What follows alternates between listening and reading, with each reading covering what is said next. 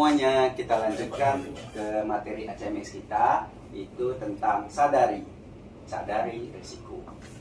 Jadi apa temanya hari ini? Pengenalan sistem manajemen anti penyuapan revisi versi ISO 37001 2025. Memahami pembaruan kunci dan dampak pada sistem manajemen anti penyuapan. Peraturan undang-undangan terkait penyuapan ada Undang-Undang 28, 9, Undang-Undang 31 yang diubah menjadi Undang-Undang 20 nomor 2001, Undang-Undang nomor 19 tahun 2019 dan beberapa undang-undang lainnya terkait penyuapan.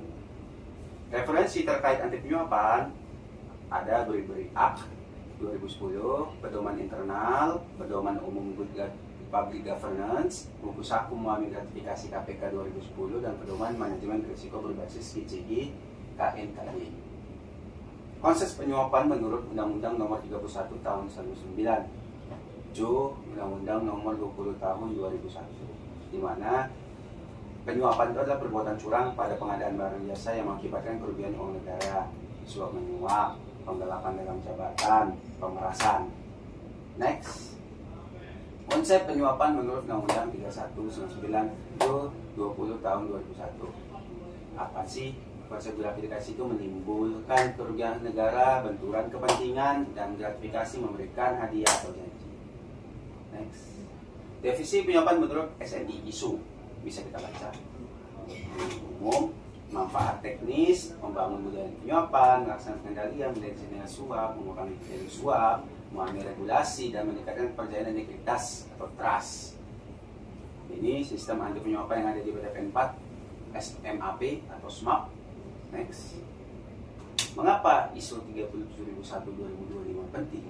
Karena ini adalah suatu kewajiban yang dimiliki oleh perusahaan BUMN khususnya kita untuk menjadi perusahaan yang dapat dipercaya di publik.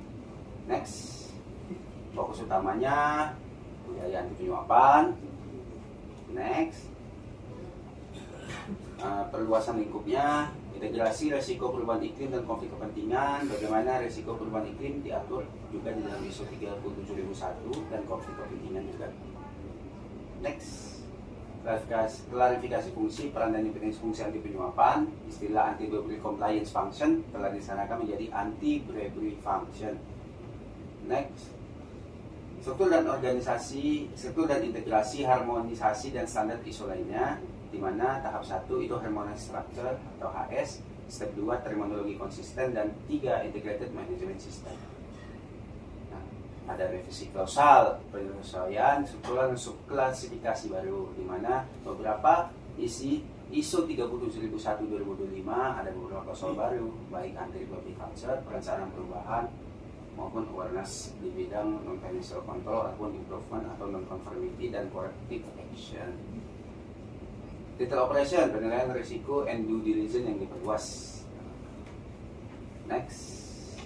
Mungkin selanjutnya inilah tabel-tabel perbandingan ringkas 3071 lama dan yang kedua, edisi kedua 2025.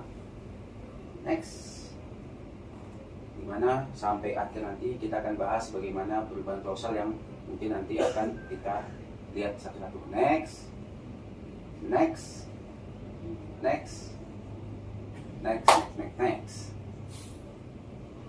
Oke, mungkin sekian materi dari kita mengenai sadari.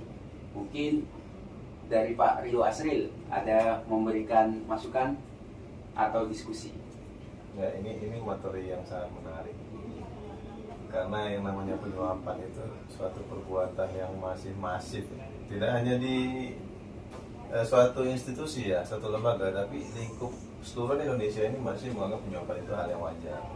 Jadi memang perlu ditekankan adanya suatu aturan yang jelas bagaimana cara penyuapan ini bisa kita mitigasi ke depannya. Seperti itu Bang. Terima kasih Bang. Memang tadi kita baca materi bahwa memang sistem bribery SMAP ini 37001 ada perubahan dari 2016 sampai 2025 ya. Perubahan itu memang harus disosialisasikan dan harus diterapkan di perusahaan kita karena banyak tadi fungsinya seperti yang dibilang oleh Pak. Terima kasih. Sekian video sadari kita. Bye bye.